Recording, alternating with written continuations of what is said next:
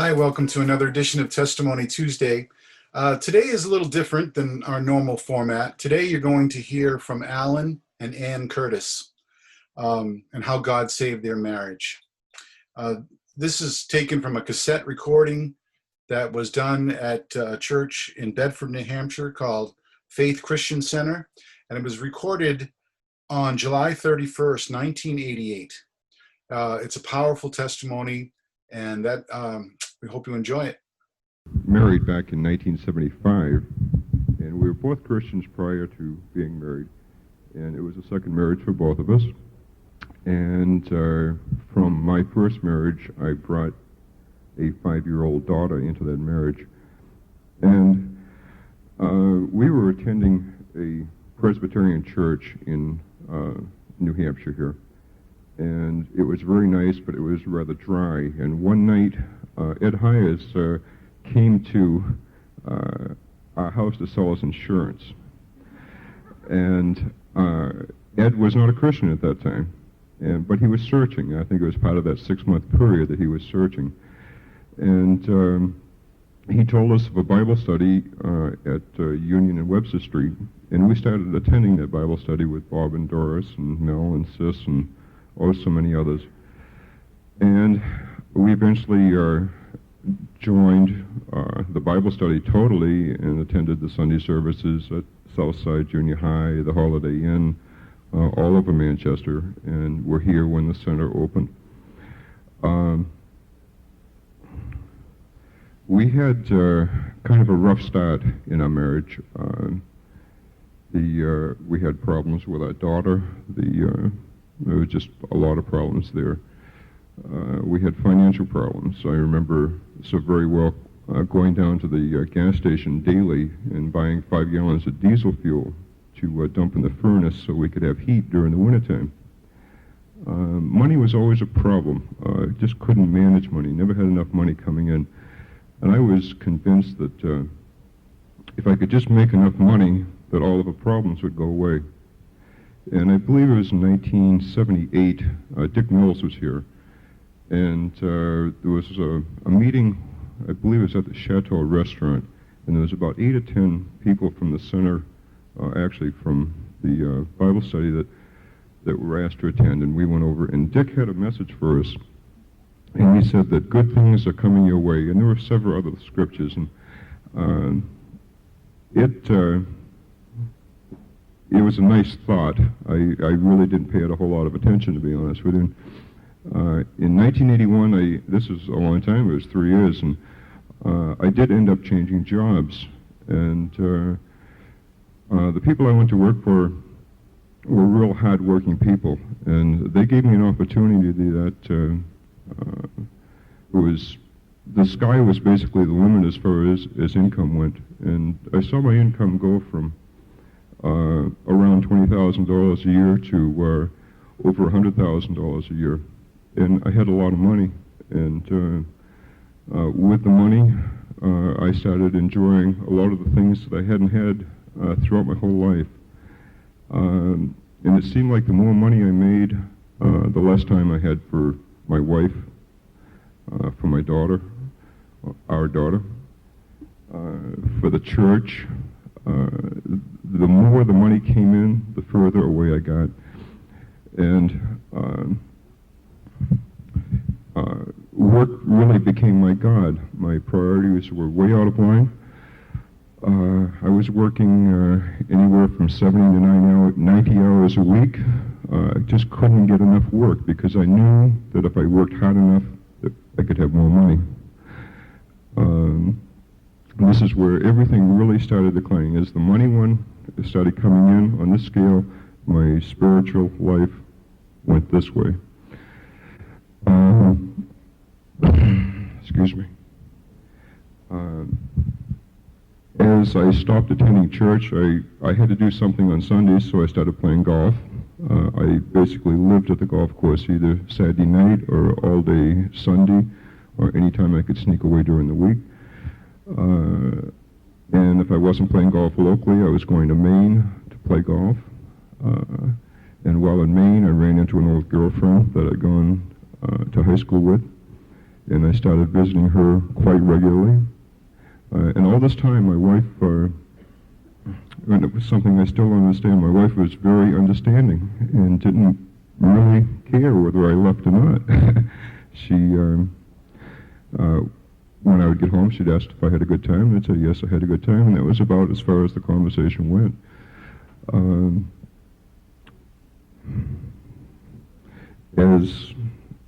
As I started to enjoy myself more, things just continually got worse at home.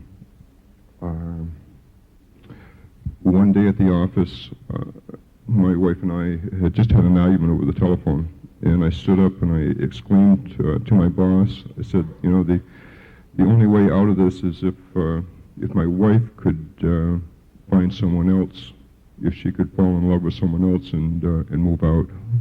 I was determined I wasn't going to leave, but and I just knew that something had to happen because things were getting progressively worse. July 4th weekend of 1986, I went to Maine for the weekend to be with friends. While there, I drank a lot of wine, a lot of tequila. I smoked a lot of dope. And while I was there, Anne was in New York with her sister and parents going to a high school reunion. And I thought I had the world right on the end of a string. Everything was going just fine. Had all the money I wanted, had all the booze I could buy.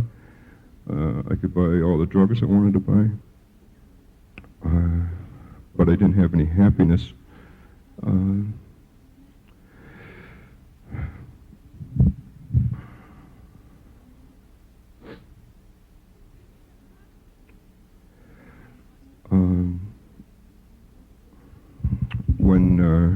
When we got back together the following the 4th of July, I knew that something had changed. Anne was very cold, very indifferent. This is something that she had never been this way before. She was very quiet. She really had nothing to say to me, but I knew something had changed. And it was about a week later, on a Saturday night, when we were alone, and Anne told me that while in New York at this high school reunion, she had run into an old friend of hers that she had gone to high school with and gone out with in high school, and that they had developed a very close friendship over that weekend, and that she was leaving. And the first thing I did was tell her about the things I was doing in Maine, and I thought, well, you know, I've been wrong, and now she's been wrong, and everything will be fine. No, it wasn't going to be that way.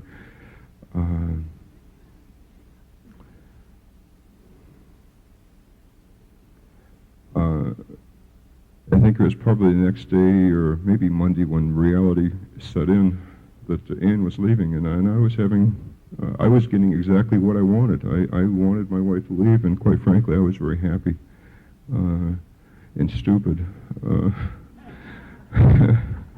I went into work and told my bosses that you know, things might be a little rough for a couple of months here because my wife's leaving, and I was extremely happy. I went and I got hold of my attorney. I went to the bank and I changed, took Ann's name off all the checking and savings accounts. I started hiding assets, figuring that there was going to be a divorce, and if there was, that she wasn't going to get everything. You know, that I was going to get my fair share and she wasn't going to have it. Only to realize that shortly after that she didn't want anything. She just wanted out. She wanted out of the marriage because, you see, I was an abusive husband. Not physically, but mentally and spiritually. I was not much to write home about. I had my priorities all messed up. I think at that time, in retrospect, I had two priorities. The first priority was myself, and my second priority was my work and money. And that's all there was in life. Everything else that came by, be it my wife or daughter or friends or whatever, those were just kind of also rans. Because if they weren't, these other things, if they complemented my other priorities, just the two priorities of myself and money, then fine. If they fit in, that was great. But if they didn't fit in, they really had no place. They just, that was nice, and I'd move on to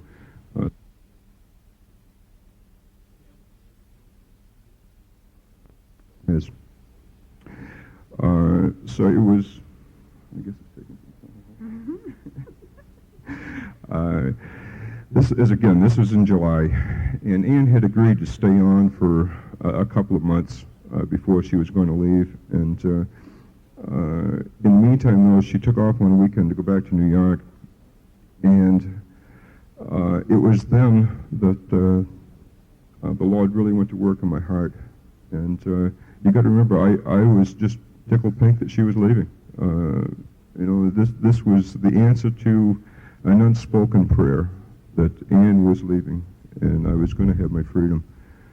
And the day, I believe it was a Friday that she was leaving to go to New York, and I had plans to go to Maine for the weekend, and suddenly, and it had to be the Lord's timing, just about when that plane was leaving the ground,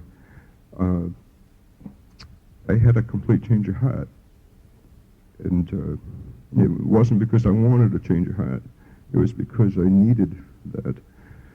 The Lord touched my heart and just put a desire in my heart for my wife that I had never had before. Through 12 years of marriage, I had never desired my wife as much as I did from that moment on. And it would be nice if I could say that Ann went to New York that weekend and came back and stayed, but that's not the case. It was about 2.5 months after that Ann did pack her car and took off to New York. And my heart was broken, probably for the first time in my life. I mean, I really hurt. That morning when she left, I left for work before she had taken off.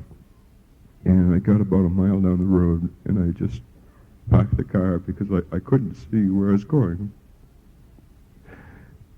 The tears just flooded out of my eyes, just covered my clothes, my coat and tie. I was just saturated with tears because she was leaving, and I knew that she was a gift from the Lord, and I had not taken very good care of that gift.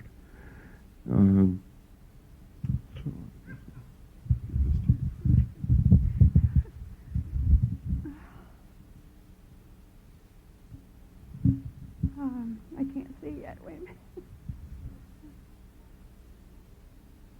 Something happened to me that 4th of July that I didn't understand, and I still don't really understand it. My emotions turned upside down. I met someone that I had loved 20 years before who said that he had never stopped loving me in all that time. And there were some serious things missing from my marriage. There wasn't any affection, attention, or romance, and I needed those things.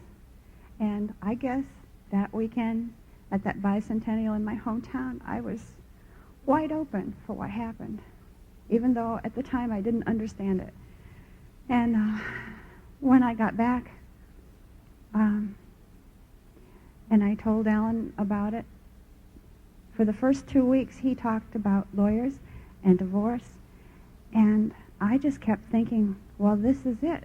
And my mind and my heart just kept going back to New York, and I was convinced that I was in love, and I had to leave. I had to get out of there, and I had to have some time to myself, and I had to be with John.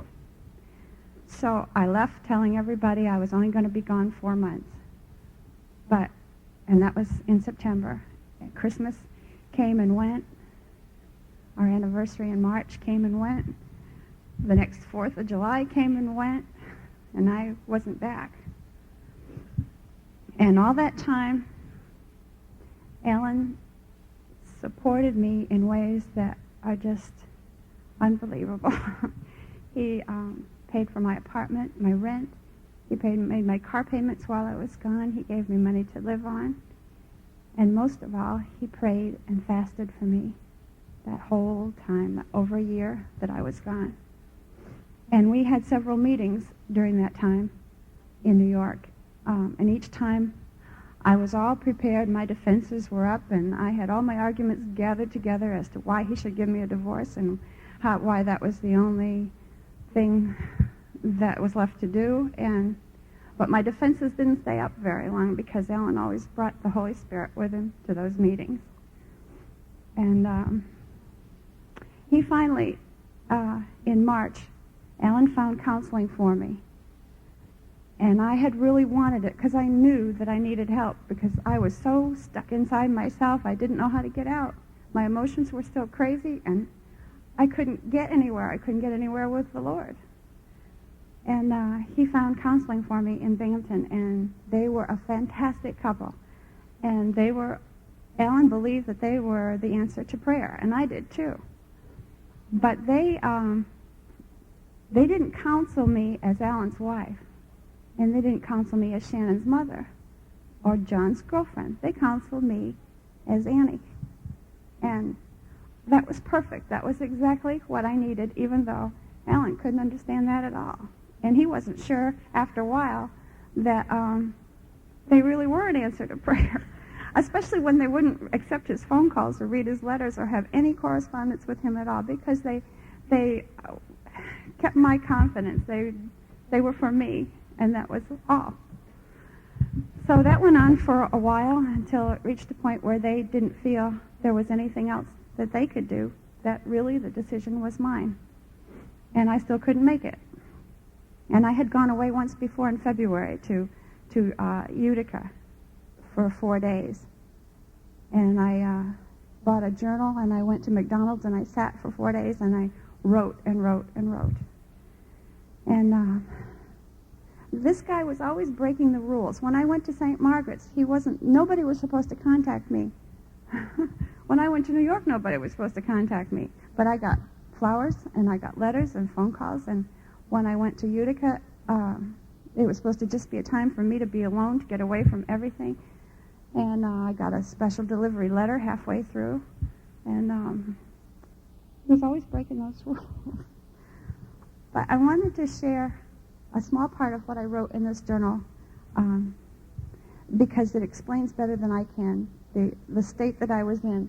And when you understand the state that I was in, that's the only way you can understand the glorious, miraculous, and wonderful thing that the Lord did. And I wrote this when I went to Greenville, New York, which was the last place that I went. And that was in October. I had just come to the place where I couldn't keep going on like that anymore. I either had to get a divorce, or I had to come back here, or I had to do something. And I had to get away from the situation I was in order to be able to think about it and to pray about it. Since my last writing, many things have happened, but not much has changed. I've been for counseling, and I've learned more about myself. I've had 8 more months with John. And now I've come away again, this time to Greenville, New York, to Higher Ground Christian Center. I've come again to seek the Lord and to get answers and resolutions, however long it may take. Before I left, I mailed 9 boxes and a Foot Locker back to New Hampshire, and everything else is packed in my car. But leaving Bainbridge was the hardest thing I've ever done. And although I'm here physically, my heart and mind are still with John. That's probably why I can't seem to break through in prayer with the Lord. I've been looking up and reading scriptures, all of which point to obedience and trust, but I can't even honestly say that I want the Lord's will for my life over my own. I can't see any way that the Lord's will could include John, and I just can't let go of him. I need his love. I don't want anyone else's. I don't know how much, and I know how much he needs mine. How can this one man mean more to me than anything or anyone? I always thought I was so secure in Jesus that there was no temptation, no challenge, no decision that could ever be strong enough to touch my faith and trust in the Lord. But God in His wisdom knew I had weaknesses that needed testing. But except for the strength and determination to come here, I have failed at every turn. I talked with Aunt Mary for an hour the other night. She's my beautiful aunt who led me to the Lord. When we got down to the bottom line of my thinking, she said that I would have to come to the end of myself and to ask the Lord to show me what that means and how to do it. I haven't tried to hide anything from the Lord, but I'm still afraid. I know His love for me is great, and He would be gentle and would only guide me toward what He knows in His infinite wisdom to be the best for me. I also know that He sees the total picture, everyone involved, and He would work things out the best way for John, for Alan, for my family, and me. Yet knowing all this and even confessing it has not brought me to the point of trusting. My only hope is that the Lord has a solution I can live with because I'm afraid of all my options. If I stay with John, I have to face divorce and guilt and unconfessed sin. There's the fear that his lack of faith and commitment will eventually cause me to lose mine. I know that our love is strong, but I don't know how the Lord could bless our relationship if it is not His will, and it couldn't be His will without Him breaking His own commands. And so I have to ask myself some serious, hard questions. What am I really committed to? What can I really do that won't lead to more guilt that I can say clearly is right? It's impossible to please everyone involved, but not impossible to please the Lord. Everyone who urged me to take this first step in leaving Bainbridge believed that the Lord would honor the move and give me strength and peace, but I can't find either. Why doesn't He hit me on the head or speak to me in some way other than the consequences of wrong action? My emotions seemed to subside yesterday, and I actually made it through one day without tears, but today I don't feel very strong. I know the Lord sees this constant battle and struggle within myself, and He yearns to set me free from it, but I don't know what He wants me to do, what He's waiting for. Sometimes it seems like everyone is waiting for me to do something. I never asked for this to happen in the first place. It caught me totally by surprise and completely off guard. I was swept up in it emotionally and circumstantially, and if there was any clear thinking to be done, I was not able at the time. Even now, after all the pain and heartache to everyone involved, I can't see how, given the same circumstances, I could have done anything differently. And that's where I was, trying to walk every day and talk to the Lord and pray and not getting anywhere. I was totally bored and totally alone and totally miserable. And the only thing that gave me comfort were the words to a song I had on one of my Continental tapes. And the words, part of the words were, "Even though your heart itself may lose the will to stand, no matter what may happen, child, I'll never let go of your hand." And that was the only thing that gave me hope, because I was in such turmoil, but just to believe that He wouldn't let go of my hand no matter what. And I think it was the very next day after I wrote what I just read that I was sitting out on the steps and doing a crossword puzzle, and the door opened behind me, and there was this guy in a red sweater. And I turned around, and I so badly wanted it to be someone else than who it was. But it was this guy that was always breaking the rules, and he was breaking them again. Only I really couldn't get mad at him because I was so lonely and so bored and so glad to see somebody to talk to. So for 2 days, we rode around and we talked, and I cried a lot, and I tried to pour out my heart and where I was and what a mess and how miserable everything was. And I didn't know until much later that that was the last weekend he was going to try for us.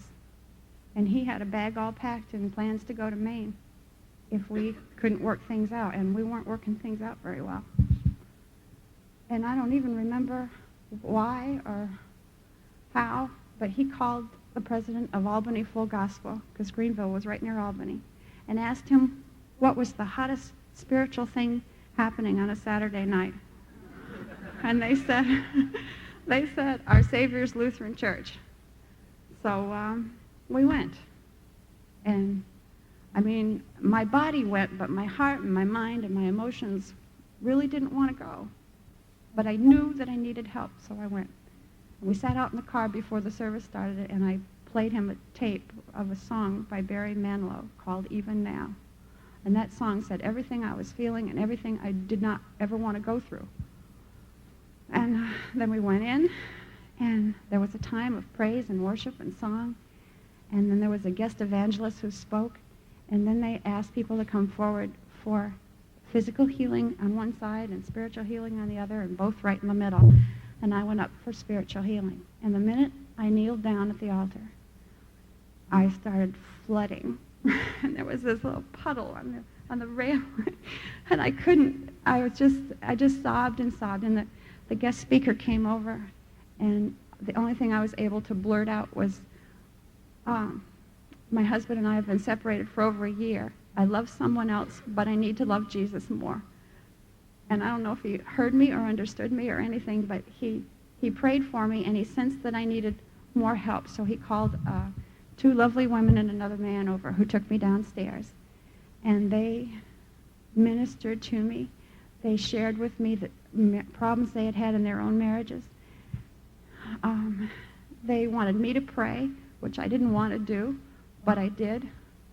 And I remember I had a red skirt on, and there was a huge puddle on that too, because I was just crying my eyes out. And I said, Lord, I know that deep down in my heart I still love you, and I want to serve you. And after I prayed, they prayed for me again, and they prayed for our marriage, and they very gently rebuked a whole bunch of spirits. And when it was all over, I couldn't wait for them to come upstairs and meet Alan. And when I got up there, he said, I never saw you leave. And he said, I thought you were slain in the spirit. And after an hour went by, I said, gee, Lord, shouldn't she be up by now? When I went forward to that altar, they were singing, I Surrender All. And the Lord knew, because all the doors to every other place that I could have gone away to be by myself were closed except for Greenville. And the Lord knew that Greenville was half an hour from Colony, New York, where there was Our Savior's Lutheran Church, where there were people that could minister to me. I mean, it's so phenomenal when I think of how he put all that together. So that night we went back, and we prayed together, because I had to make a phone call the next morning, the one that I dreaded making, that I never wanted to have to make. And we prayed about that, and I made the phone call the next morning. My heart was still wrenched all this time, because even though I knew I was doing what was right, my heart wasn't with it. My emotions weren't with it. So I made that phone call, and my car was all packed, and I followed Alan back to New Hampshire. And halfway, I remember when we started out, I was crying so hard I couldn't hardly see the road to drive. And I remember thinking to myself, I can't even imagine a day when this pain is going to go away. And halfway here, we stopped to have coffee. And after that, the rest of the way back, the pain wasn't there. And I had expected to cry myself to sleep that night, and I didn't. And it dawned on me later that everyone, my family who loved me, had told me that if I just took the first step, which I thought was just leaving Bainbridge, that the Lord would honor that. But now I think the first step was coming back here, and halfway here is when he started honoring that first step. And I stayed in an inn the first week that I was back, and I saw Alan every day. And the Lord began to put, so fast that I couldn't believe it, a love for him in my heart. And at the end of that first week, I moved back home. And we have a very sovereign God who did a very sovereign work in my life. Amen. And in our marriage.